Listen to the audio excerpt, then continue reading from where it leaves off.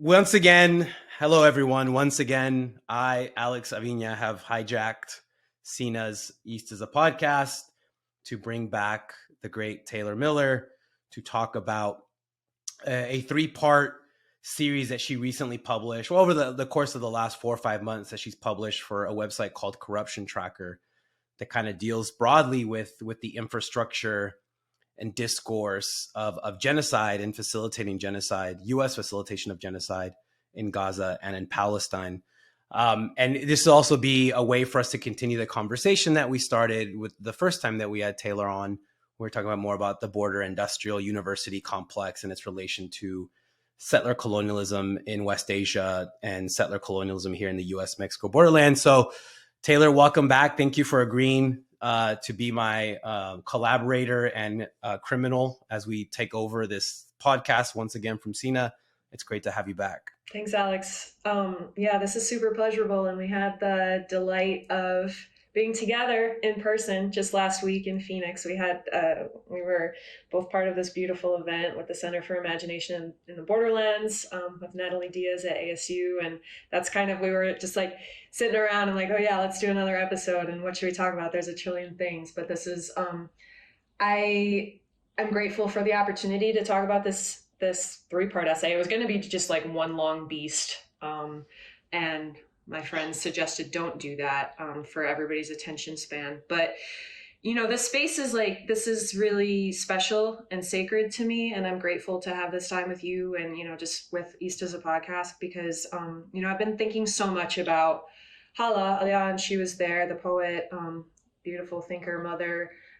She was there with us, and I was thinking back on some of her older work too, in addition to what she read from her latest poetry collection. And she talked about last year about how I see what you see. I see what you see was what she emphasized.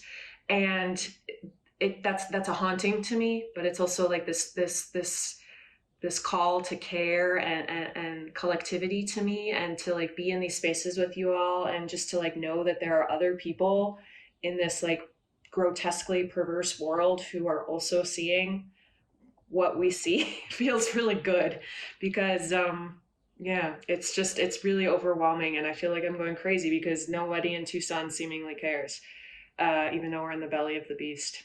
So it was great. It was great to finally meet in person, Taylor, and it was a wonderful event set up here at ASU by our comrade, the poet Natalie Diaz. I got to meet your mini partner in crime, Nora. Nora gave me this great watermelon bracelet that I haven't stopped wearing since she gave it to me. She's amazing. But it was great. It was great to be around brilliant people, brilliant committed people like you and like Makti and like Hala and Natalie. And I think at least for me, it gave me the push to kind of finish out the rest of the year. So let's start talking about this 3-part series. Maybe if you want to talk about, say a little bit about Corruption Tracker. I didn't know about this outfit until I read your wonderful essays, and then maybe we can start getting into the 3 articles and just thinking about broader things about language, about infrastructure of empire, about borders existing everywhere. And we can also think some of the things that we've talked about at that event and that we have continued to converse about in terms of the use of language in this genocide. Yeah, absolutely. So like I don't even know what the cool way to say it is, but like the too long didn't read version of the series is that I was kind of writing alongside, or almost like a stream of consciousness, with the development and then the destruction, the dismantling of this pier. But Corruption Tracker, I, not by trade, by whatever, I guess I'm a political geographer, which is in of itself a redundancy.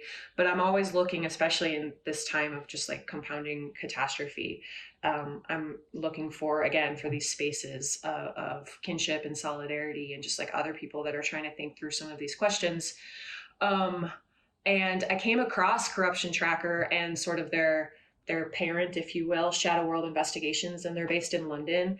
And what they are doing, is they're they're trying to see the and parse out the connections of the corruption in the global arms trade, and sometimes that is like the very tiny nuance of one particular person with one particular organization or government and the ways that money has been laundered, but oftentimes it's part of this much larger network, this much bigger picture. But what's so sacred to me about them and about this space, is being corruption tracker, is that I'll have an idea and we'll be on a Zoom call and I'll just be like, I want to follow this thing around. I just want to write about it, and to be amongst this very teeny tiny, like barely funded group of people who are like, hell yeah, go for it. Like, go investigate this thing and tell us what you find. And there's no structure that my writing has to follow, blah, blah, blah. And so I'm just like, I'm going to follow this goddamn pier around. It's like sort of, I guess, an ethnographic methodology of like following a thing. But for me, I'm more of like Charlie in It's Always Sunny in Philadelphia, where he's like all cracked out with like the heavy eyes and has the murder board of like the red string and the push pins on the wall, trying to piece it all together. Like, that's kind of how my brain works. Hence why I can't even like answer the question here. But I'm like, I'm going to follow this pier around because I know that it's more than just this one little piece of architecture. There's something else going on here. And I know that, Sina had the conversation with Ahmed earlier on, where they were talking a bit about the pier. But over the course of the spring and then into the summer and then even into this fall, I'm so fascinated by what the material implications are of this thing. What its piece is in terms of the ongoing ecocide and, of course, the greater genocide, and what this ruination is implying, and what it's foreshadowing, and, how it's a sinkhole for hundreds and hundreds of millions of dollars worth of US taxpayer money. And just like all the pieces to this puzzle. And so it's this ongoing project of like, let me follow this thing around, even though the thing is now dismantled, because, these architectures of the empire, there's a longer durée here, of course, as we know, and I'm not a historian like you are, but there's this longer durée of like all these players involved in this, and all of the foreshadowing of the ruination to come. So I followed the thing around, and, yeah. And I kind of I started with what it even is. That was kind of part one, and sort of who the key players are. And then from there, I wanted to, start to scratch more at the different stakeholders, and what its presence and its temporariness means. And then, I zoomed out, but also like clawed in simultaneously of like, who are these bozos that are calling the shots? And there's a lot of them. And so that's like the part 3 of the essay series is my favorite, because I love to follow around a bozo, and I love to sort of visually dissect their bad websites and, where their funding is coming from and all of that. So that's an extremely too long didn't read. So where actually is the Gaza pier now? Did it like float away somewhere in the Mediterranean, or are we going to find it at the US-Mexico border like we did with the helicopter landing pads from Vietnam? Like, where?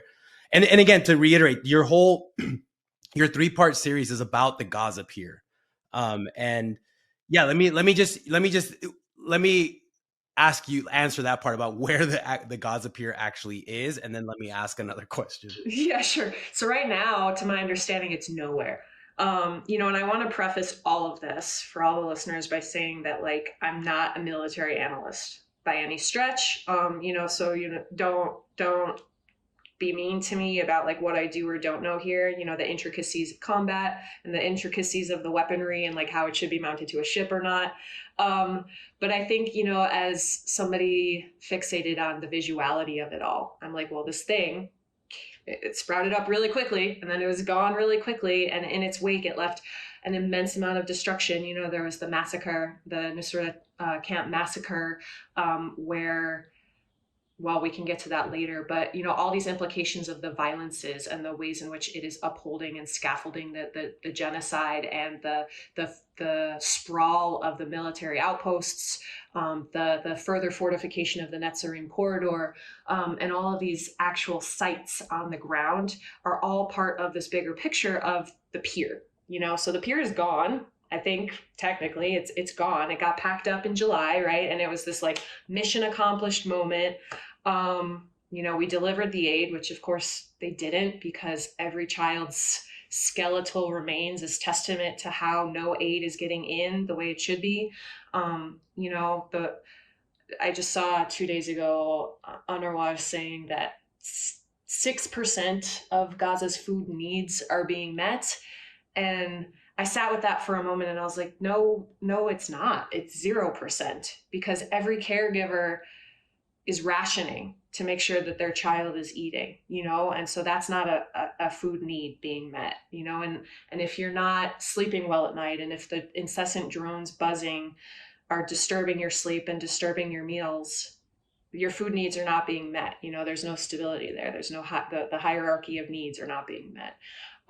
So it's 0%. Anyways, the pier is gone, but there are so many lasting architectures, and not just lasting, but exponentially blooming and booming, right? And so like I said, the Netzarim corridor, which is severing North Gaza from the rest of the territory, is further fortifying. And the weapons are there. The weapons continue to get delivered, because we haven't stopped making the bombs. And so just because like that one pier is gone doesn't mean that the jets flying over my head every single day to and from the Davis Monthan Air Force Base that are loading up the munitions from Raytheon here in Tucson aren't being constantly streamed in. So I guess that is yet again a very long way of saying like it's very much there. And so the imperial debris, right? I think that's Ann Stoller's term, but like the imperial debris remains. And so there are chunks of the pier assuredly floating in the Mediterranean Sea, just as all of the concrete, right? Just as all of the phosphorus, as all of these ways that the air and the subsoil and the soils and the aquifers and the dams and everything are just being poisoned, right? Cellularly, the land and its people of Palestine are being poisoned. And just because the pier's gone doesn't mean that its ruination doesn't persist. Yeah. Yeah, I think one of the things I really appreciated about this series is your ability to essentially x-ray both what US global empire looks like and then how it interfaces with Israeli settler colonialism and how this gets condensed in the form of the Gaza pier. So I think one of the really cool things about this series is that you're able to be very specific in terms of and you do this across the three parts, right? You're very specific in showing how the Gaza pier allows the United States to cast this as a humanitarian mission. And we can talk about that in terms of language, because that's one of the big points that you make. But it's an X-ray, right? So we get to see how U.S. global empire interfaces with Israeli settler colonialism in Gaza in the form of this pier. So it's very localized, and you allow us to see the function of the pier in relation to its potential connection to the Nuseirat massacre, its connections, physical infrastructure connection to the Netzarim corridor. You even link it to untapped natural gas and oil deposits off the coast of Gaza, and how the Gaza pier is potentially connected to that. But then you move out from there and you allow us to think about the actual infrastructure and logistics of US empire on a global scale. And it's this, to use this term, it's like a public partner. Well, ostensibly it's a public-private partnership between the US government and LCCs, but these LCCs are all run by like former military people. So it's like, how, is there really a separation between the public and the private? So maybe the thing we can think about that is to go from the very local to the global, as your series does, and we can think about what the Gaza pier was meant to do in Gaza, and then we can kind of work our way out. Sure. So, the pier actually went by several terms, several of their names. And so there was the Trident Pier was one of its formal names, but it's part of this bigger plan of a JLOT, right? This joint logistics over the shore operation. And so that's basically when the US Marines and the Navy and the Army, they all are very much assuming responsibility, but they're all part and parcel of these exercises, these joint exercises, And so basically all the Joint Chiefs of Staff and the Secretary of Defense and the President, right? So everybody has their hand in this, because what they're basically doing is creating these prefabricated ports. So there was all this destruction already wrought. And so then we said, well, now we have to put a Band-Aid on it, right? And so President Biden, in the State of the Union address, he, in very much fleeting ways, mentioned that, oh, the United States is going in and going to construct this humanitarian pier. And as we all know, like, U.S. empire and humanitarianism are, they can't be said in the same sentence. But these floating causeways or these prefabricated ports, they're all exercises that have been used in the past. They've been used in Afghanistan, they've been used in Iraq, they've been used as ways to deliver aid, right? Whether it's formally through US aid or whether it's through an NGO and other private stakeholders, to deliver just a little blip in the pond of what is actually necessary and needed to try to heal these situations that are caused directly by the US government. And so the pier was purportedly constructed as an easier way to get aid into Gaza, right? Circumventing any kind of hiccups, circumventing any kind of, resistance, interference. But really, in my understanding, it was just a way for these vessels, right, these U.S. Naval ships to arrive to offload weapons, right, but also to offload X amount of aid, which was then stockpiled near the Netzarim corridor, so that the deliverable could be met, right? X amount of aid was technically delivered to the Palestinian people, which, of course we know is not enough. It's not effective. And ultimately, as we can see the fallout from the pier and we can see all the damages that it's caused, it's ultimately done nothing. And I mean, it's really inefficient, right? I remember at the time just listening to like Electronic Intifada, them saying that it was a really inefficient way of delivering aid. Like, it made no sense. Like, aid should have been coming through land crossings, or, Biden even said he convinced the president of Mexico to open up aid coming from Egypt into Gaza, right? So that's why one of the question that I have reading that, especially the first part of your series, is, so if the delivering of aid is inefficient through this pier, there's obviously ulterior motives, right? And this is where we get into thinking about this coded language of genocide under the guise of humanitarianism, and how throughout this entire genocide, how the US government, the Biden administration, has just completely butchered language, from things like humanitarian aid to things like ceasefire, which, and doing things to language that other genocidal regimes in the past have done, right? There's really good work by people who've worked on like the Argentine military dictatorship of the 70s and 80s, talking about how the lexicon of terror and how they butchered language to describe, state terrorism and state terroristic practices. So, but that was a different situation. Here we're in the situation of, this was supposed to be humanitarian, right? So if you want to talk about how the language that the Biden administration used for this pier, and then just in general, like throughout this more than a year-long genocide. Yeah, absolutely. And, as I mentioned, I'm not a military analyst. And so I'm not like those amazing folks maybe we see on Twitter or elsewhere who are able to track the different vessels and know exactly what that's implying, or people like Trevor Ball who can find like a little fragment of a weapon and then trace it back backwards to exactly the manufacturer where it came from. Like, I think that kind of work is so necessary in a bigger picture understanding of who is responsible for all of this. And I think that what I'm working through right now, I was so struck by in one of the Tanky Therapy conversations just the other week that I was listening to, so seldom do I like replay a podcast, let alone with a notebook in hand where I'm like actually jotting down notes and like feeling very, very connected to what's being said. But, shout out to Nora and Laura Sheehy, who through psychoanalysis, we're talking about these psychic interruptions and thinking about the psychic interruption and thinking through shame and thinking through all of these ways that our everyday lives are being so disturbed and disrupted by all of this. And so how I piece that into my aims with all of this is that this coded language of slaughter in these contracts and in these websites and in all of the propaganda and all of the hasbara that's circulating. I'm so fixated on this this coded language of slaughter, this rhetoric of slaughter, like you were kind of talking about. And even in a Jadalia episode many months ago, Fadi Joda said, like, English is the language that genocides me.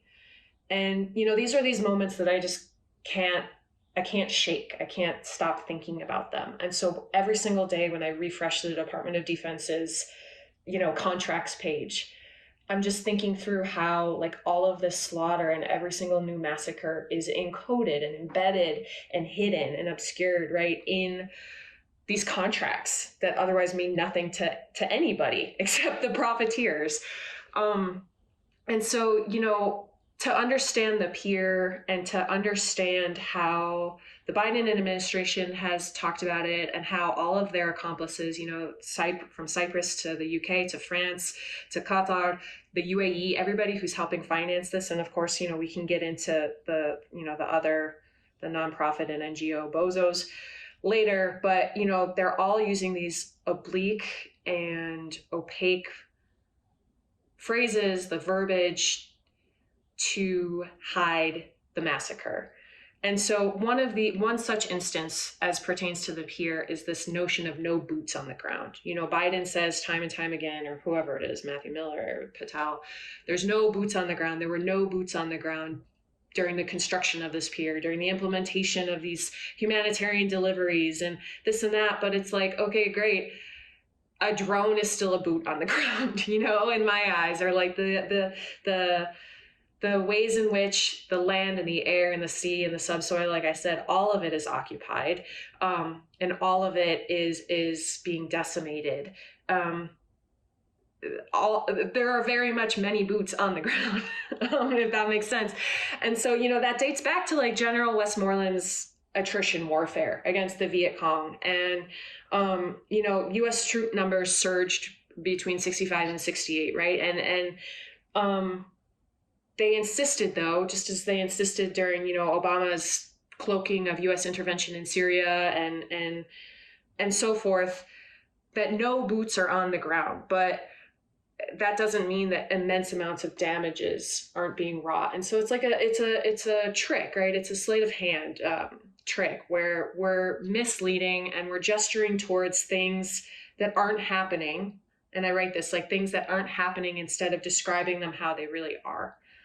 And so I think that, the ways in which all of this damage is just cloaked in nothingness on the website, it's just like, oh, we are experts and we excel and and intelligence and sustainability and like all of these huge words that are so vacuous and getting us nowhere are very much getting us an absolute somewhere, getting us to absolute atrocity. And so I'm just trying to understand it. And then I'm trying to understand like the terrible stock images that they overlay with this. And I'm trying to understand like the aerial photography that is commissioned by the US military, and so like how all of that pieces together into this bigger picture of this genocide as it's unfolding. It's just so fascinating and maddening, and like it truly speaks to how these borders are everywhere. The borders are here in the US-Mexico borderlands.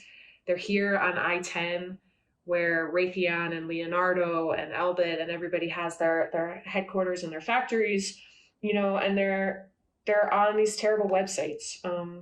They're all borders to me. And so those psychic intrusions are just like how once you know that there is a border there, you can't unsee it. Like I can't unsee that there are borders everywhere. They're proliferate. And so the pier was a border, and these shipping containers that are across the Netzarim corridors, these new military outposts and the forward operating bases and the 800 military installments globally plus, these are all iterations of the border. It's not just the fence in Nogales.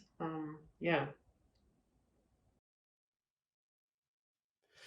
Yeah, I think one of the things that reading your series got me thinking about, like on a big, like broader global historical level, and thinking about like what U.S. empire is it's in one way, U.S. empire is one big ass exercise of plausible deniability, and I think this is like what distinguishes it from other empires historically. Whereas other empires historically have been very open about what they do and why they do it as empires, the U.S. tends to be extremely hesitant, and they have to butcher language and conceptual frameworks to disguise or to reframe the absolutely horrific imperial things that they're doing on the ground.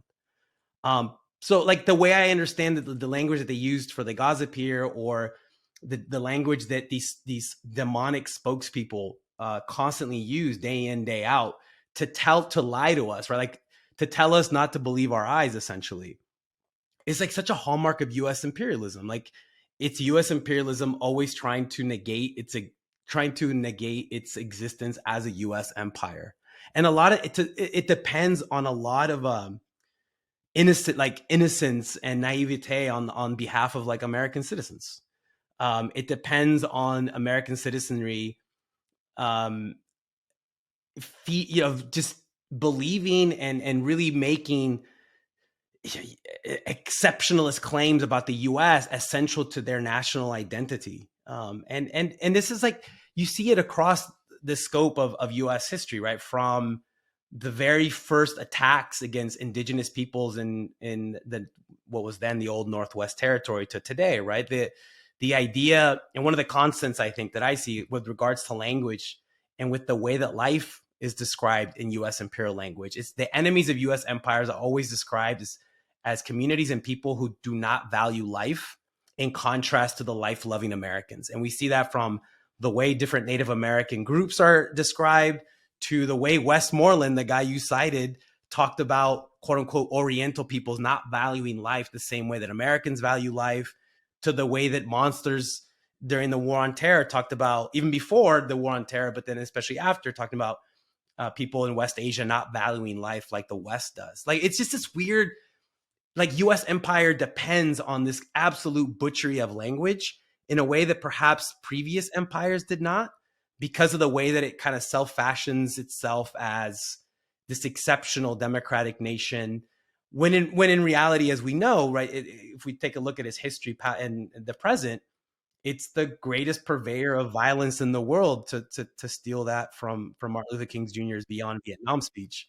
So I wonder, I wonder, thinking about going back to the Gaza pier and this language of humanitarianism that the Biden administration used to describe what it was doing with this thing. Like I always think about like, who is this for? Why is this? What is like the function of this language? Who actually consumes this language? When in this era, at least, we're able to quite clearly see what's happening on the ground, and what's happening on the ground is just a genocide, like a horrific genocide. Maybe that has to do with like the psychic intrusions too, like the idea that we're like going mad because we know what we see, we know what we read, we know based on testimonies that we've collected from an assortment of Palestinians, international organization, whatever, but then we're being told something else. Like we're the ones who are not correctly interpreting that in this instance this pier was there for humanitarian functions, not to interface with the Netzarim corridor and to provide weaponry and to continue American boots on the ground in whatever technological physical state that may be. Well, ultimately, and I have many friends who are doing such brilliant work, unpacking the histories and the nuance of political or religious Zionism, or delving into all of these various angles of how to explain the horror right now. And I read all of it, or as much as I'm capable of, and trying to synthesize as much of it. But in my own mind, all of this, every single dollar of it, every single advertisement, every this and that, is for shareholders. And I say this, it's like this really tacky slogan, I guess, but to me it's just like this truth that I've been trying to speak and share to people, that like there is no ceasefire because the shareholders say so. And so every single veto, every single stalemate, every pause, or, how dare they even call that a pause, right? Every single ceasefire in Lebanon, right, that continues to be violated. Ultimately, the flow of munitions don't stop because the shareholders say so. And so the language that we're talking about and the ways in which this is packaged and presented is just for the quarterly reports in my eyes and in my understanding, and this kind of, I didn't do the best job yet of sort of talking about who else besides the military is or was very much so still is behind the pier.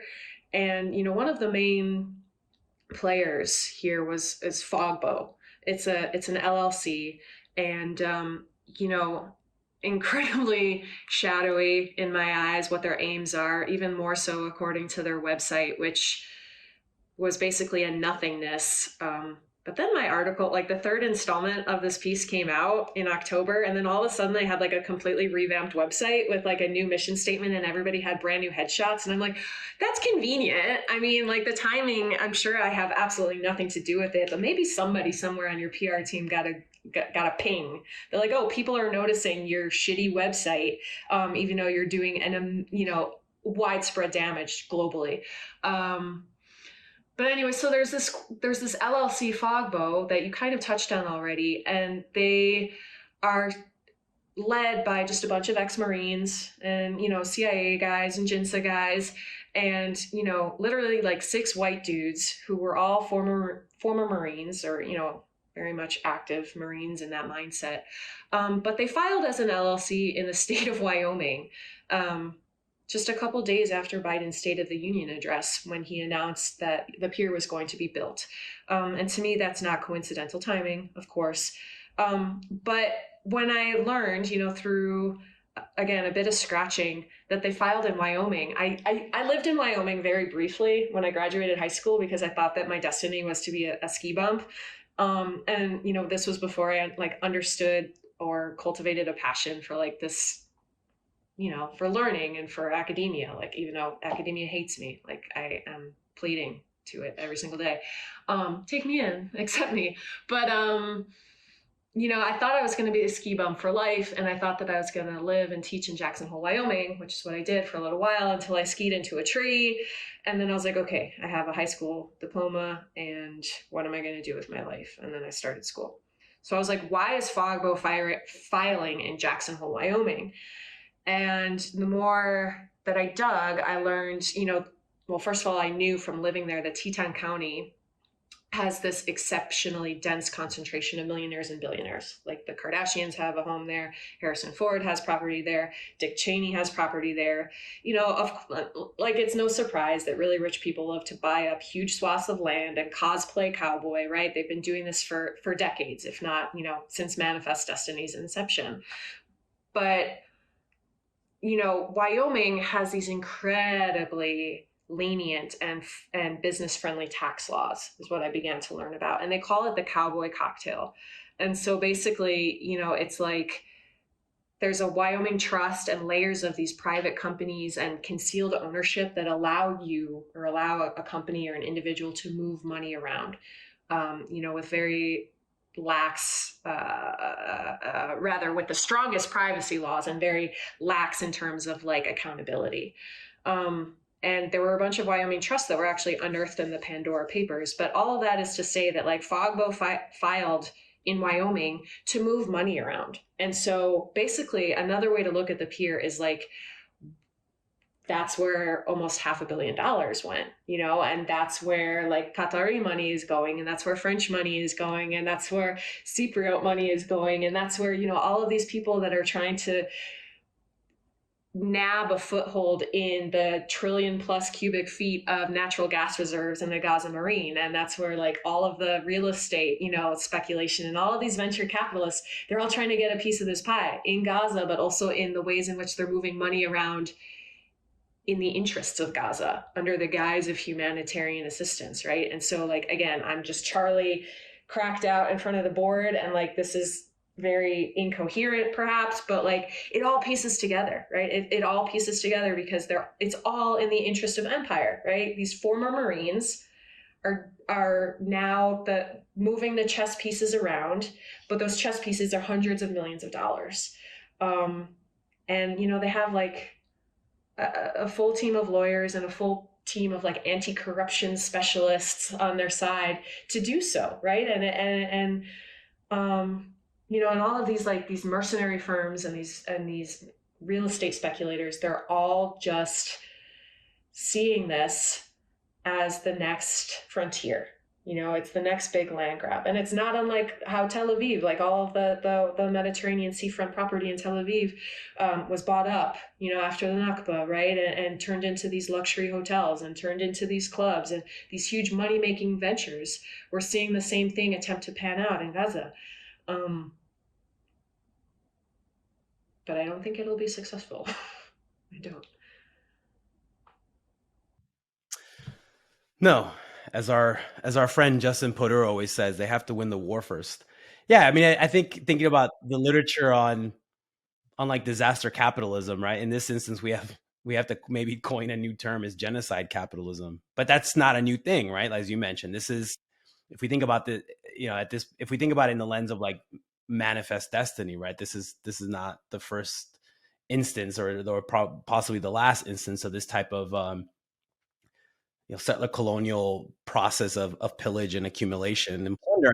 I think that's what one of the interesting things I think for me reading your series is that again you go from a very particular instance with this Gaza pier and you allow us to kind of think about what the infrastructure of US empire looks like globally, and you take us from Gaza to the Eastern Mediterranean to Jackson, Wyoming, right? To think about what kind of physical and financial and military infrastructure US empire requires to do the type of things that it did um, for over a year and be in fueling and arming and fully supporting this genocide in Gaza. And I think a lot of this is not new, right? And I think that's another interesting thing that comes out of your series, that this is you have a part where you write where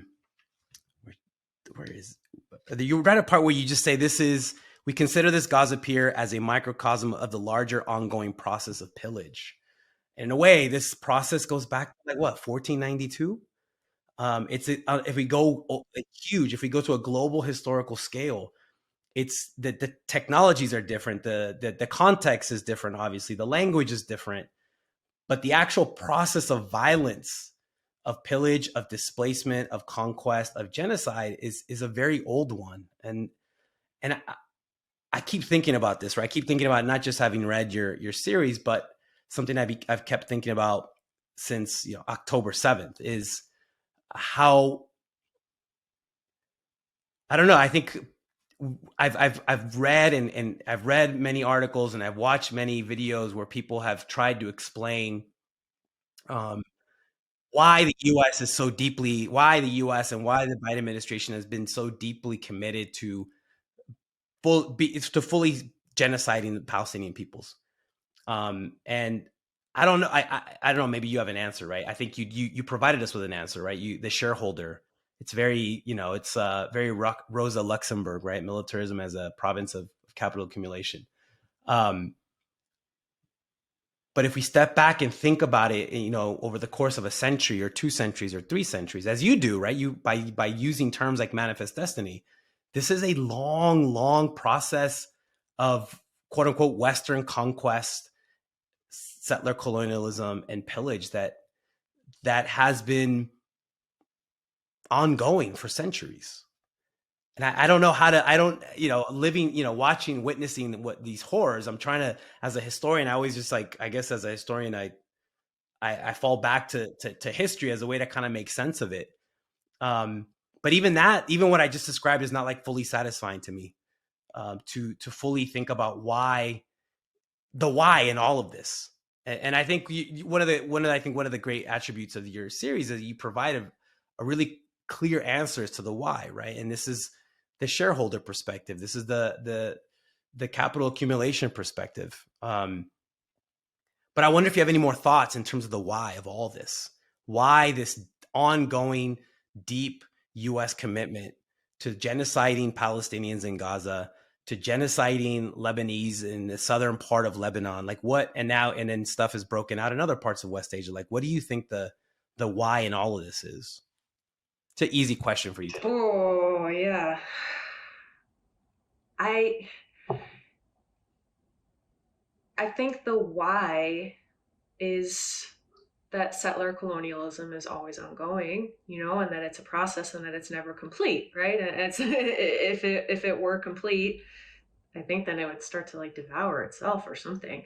But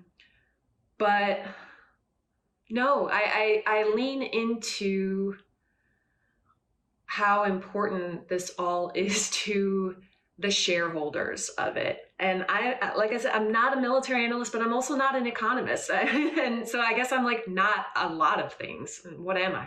That's a good thing. But and I'm not a historian, and I'm not a this, and I'm not a that. So what am I? Why am I even, another good thing? Why am I even here? Why do you keep inviting me on? I don't know. But I think that we have to, of course, factor in all of the history that has brought us up to this present moment. But I think that we have to never lose sight of the next frontier, and like that they moved from Gaza towards Lebanon as if that either of them ever fully stopped or started, right? It's like all of this continuum of plunder,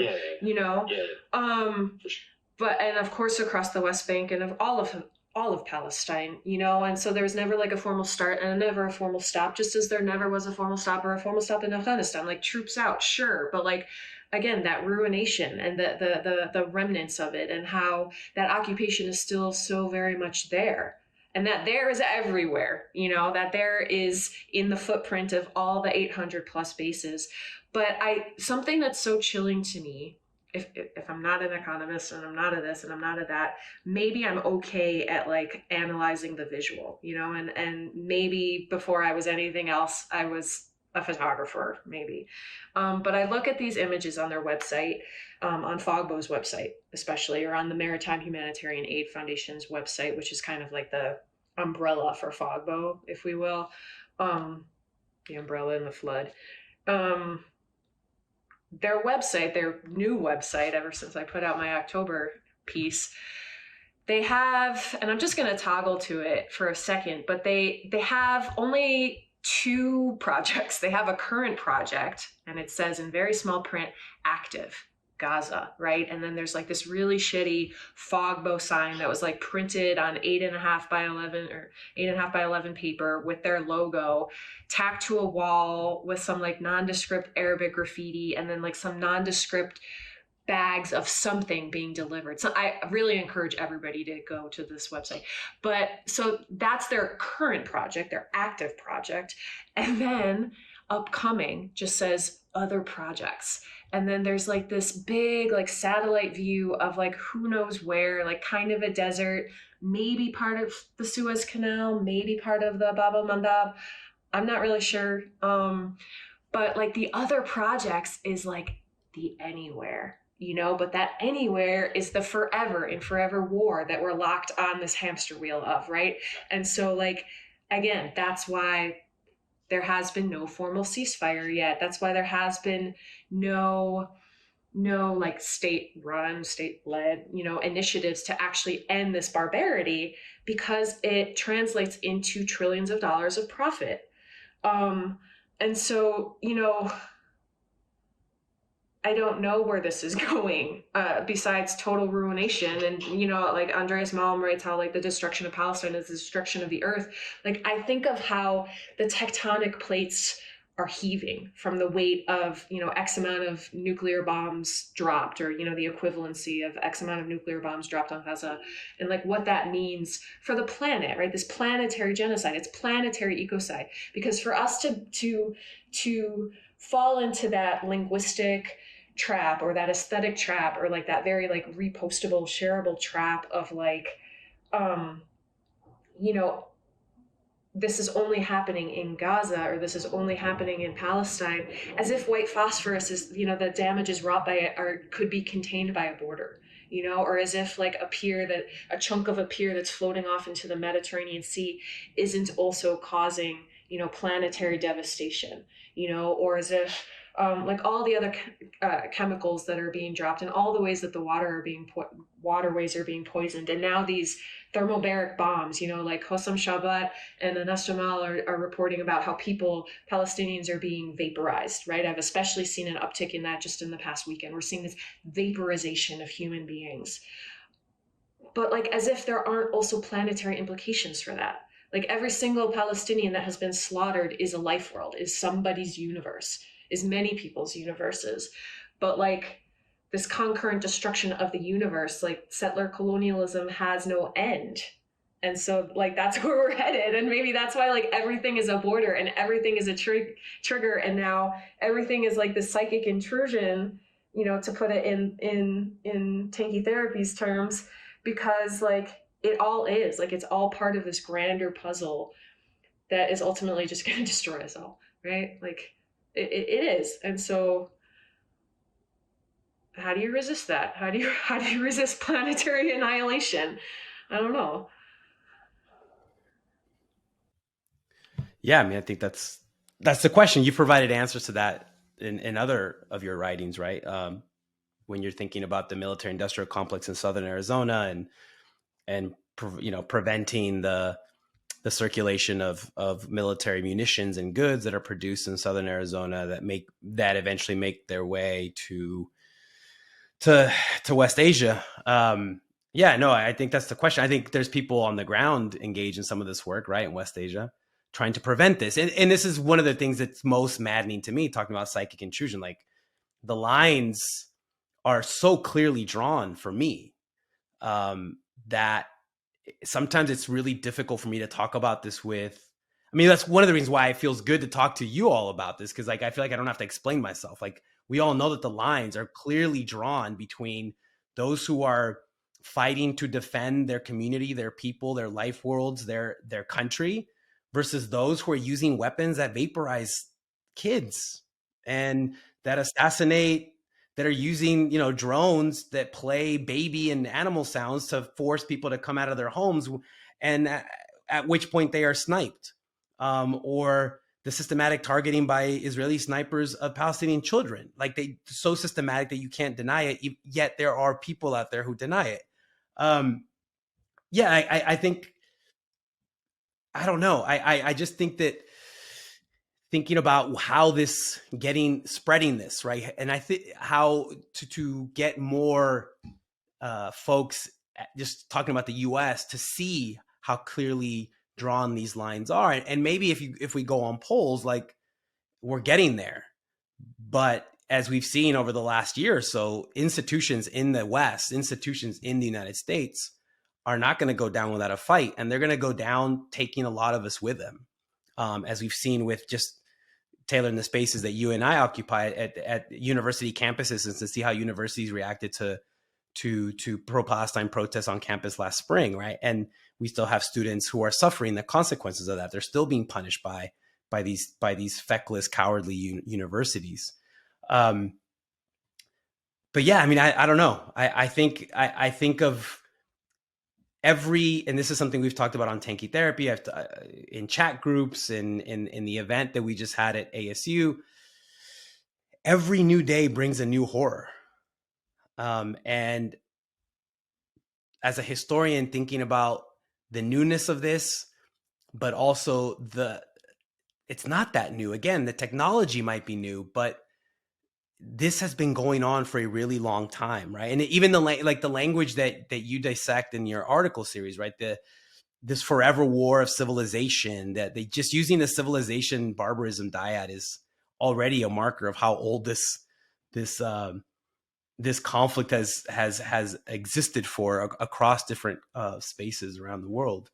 But yeah, when you mentioned the when you mentioned those examples of long genocide, those are the things that I can't think about. Like, I'm glad that you can, because when I start thinking about the long genocidal processes, like ecocide, like stuff that's happening at the cellular level in the bodies of Palestinian victims, like that's the kind of stuff that really throws me into desperation. Like I can't handle that, because we don't know, we will not know a full accounting of it for a while, even though it's like this, like it's this amorphous thing in the future. Like we know there's something horrible there, but it's kind of difficult to see the outline or the shape because of how horrific and genocidal its impact is. And at the same time, there's people on the ground fighting to defend their lives, their communities, their loved ones, and their countries. I don't know. I just think that the coordinates of struggle are very clear to me. And one of the things and that's one of the, I think they were clear. I think they were clear to many of us before October 7th, but they've been rendered even more clear, more crystal clear, if that's possible, if I'm messing up metaphors, to see the performance of a absolutely genocidal presidential administration like Biden's, and what they've done. And I think with your 3-part series on the Gaza pier, I think you provide a really strong, like, microcosmic example of the horrors that this administration has committed over more than a year. Yeah. I mean, thank you for reading that and sort of downloading it like that. I've kind of gotten to this point where I'm like only thinking about it. I'm thinking about it at a systems level, of course, and I'm thinking about like, how is my alma mater, my university implicated in all of this, right? And you know, how are my students implicated? We had class yesterday, and one of my students' friends was passing through. They live in LA, and they were passing through Tucson, and we were making small talk before class. And small talk is like massive talk, right? It's genocide talk, because I'm not going to avoid it to make anybody comfortable at all. Like I was never in that place, but now I'm nowhere near that place. And so, you know, with this 20-year-old student or however old, we're making small talk, and he goes, yeah, I was part of the spring encampment at UCLA, and the cops beat the shit out of me, and I was in the hospital. Do you want to see my scars? And this was like right before I was walking in to give my second to last lecture of the semester. And the entire semester has been about connecting ecocide here with ecocide there, you know, through all these various forms of the border industrial complex. And I started weeping, you know, like how we're not, the world has seen this and felt this and moved through this, but we have not, like our bodies have not. And so there are so many moments that I have of just like utter weakness and despair and hopelessness. And like, I know that people are doing the good work, and I'd like to think that maybe I kind of am too. But it's like, how, you know, and I think that I talked about this really briefly in our last chat, that like in the spring semester, my students were texting me as the University of Arizona was deploying chemical munitions on them. And they're like, thanks for preparing us, you know, for this. Thanks for teaching us about CS gas. I'm like, well, that wasn't why I did that. Like, I wasn't hoping you would get gassed, but like, yes, this is all part of this, you know, global destruction, right? And then to see the scars of this, and to think about it as a mother, which I'm never not doing, and to think about it as an educator and a community member, and just to think about, you know, how the scope and scale and speed of atrocity across Palestine, and then also the ways in which it's felt and experienced here too, you know, for Palestinians in the diaspora, and for accomplices who are trying to say no, enough. And just like these lasting scars, you know, the scars on the flora and the fauna, and the scars on our bodies, and the scars again cellularly and in the uteruses, you know, and in the hairs of the children that are graying already, right? You know, 3 or 5 year olds who already have gray hair from the stress, like as if when the bombs stop falling, that will just end, or like things will immediately get better. Like, yes, they will, but also like we have no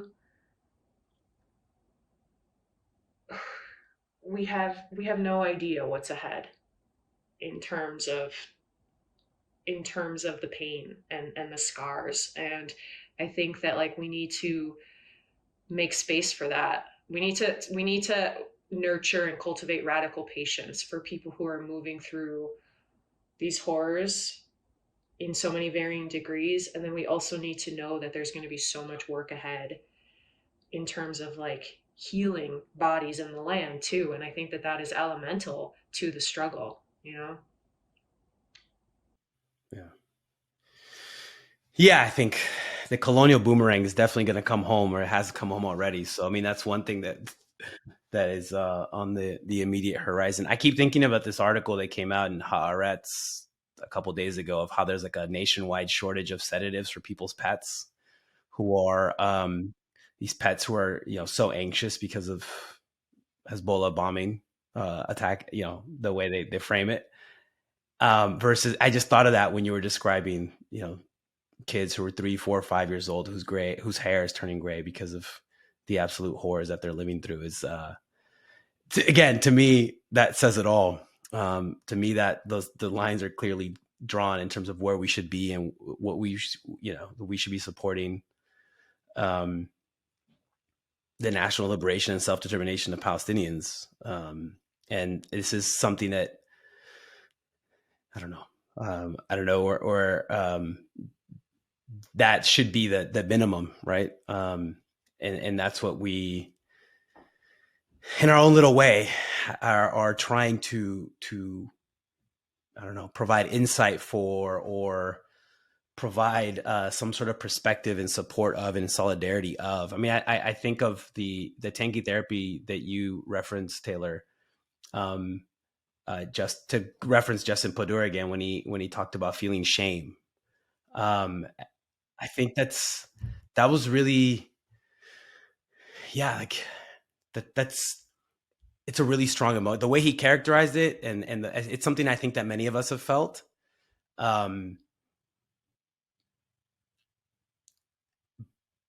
But also struggling to not allow that to be a paralyzing agent almost, because I think it can be, or it can't. If we delve in it, it can be counterproductive, right? So even, I don't know, in our own small ways, I think we can continue to do really important work. And I think your article series are in that vein of solidarity and intellectual and political work that essentially, as we try to raise political and social consciousness of folks in the entrails of the belly of the beast that we currently inhabit. I mean, I think that's the immediate responsibility, that we have living here.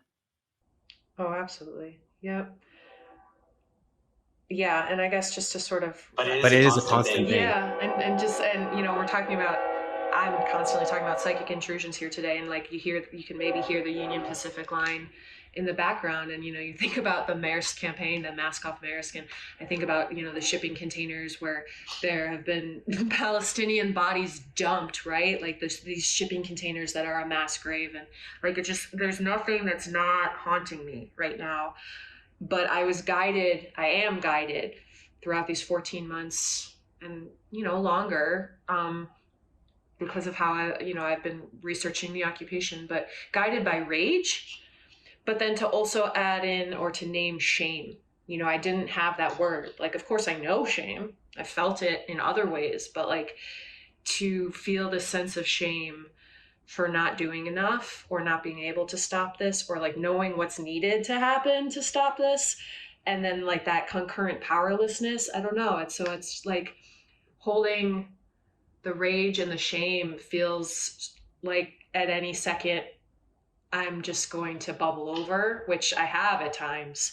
But I think that part of our challenge is to continue to channel that into the most productive ways possible. And for some it's writing, for others it's moving, whatever it might be. Go do it. Like, go blockade everything. Yeah. Thank you so much, Taylor. Keep writing. Keep taking my random emails and texts, because I really appreciate your support and solidarity. And I think that's, as you mentioned that before, that's also really important to build community And I'm really grateful that we've met and that we've kept in contact, and that I think I really appreciate, and I'm deeply grateful for your camaraderie, for your intellectual work, and for your friendship. So thank you so much for talking with me today, and I can't wait to continue reading more of your future work.